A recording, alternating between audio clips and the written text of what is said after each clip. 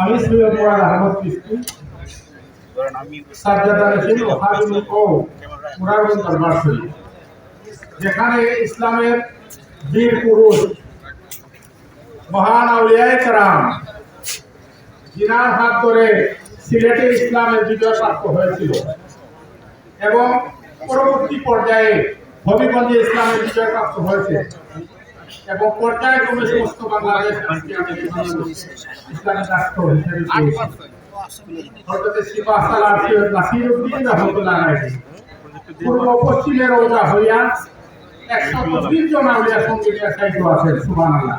এই দরবারে দুইটা বড় কারামত, দুইটা বড় আশ্চর্য। একটা হচ্ছে হযরত সিপাহ সালার সৈয়দ নাসিরউদ্দিন রাহমাতুল্লাহ আলাইহি, ওনার মাজার শরীফ অটোমেটিক ঘুরে গেছিল, পূর্ব পশ্চিম হয়ে গেছিল। আর এই দরবারে 120 জন আউলিয়া একই সাথে সাহিত্য আছে। সুবহানাল্লাহ।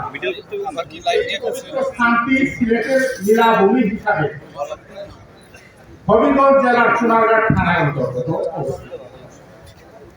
তো পরিশেষে মহান রাব্বুল আলামিনের দরবারে এই মুনাজাত করে আমি আমার বক্তব্য শেষ করছি। এই বাংলার জমিনের জন্য সুফিবাদের প্রচার এবং প্রসার করে আল্লাহ পাক আমাদের এই মুনাজাত কবুল মঞ্জুর করে নিন। আমিন।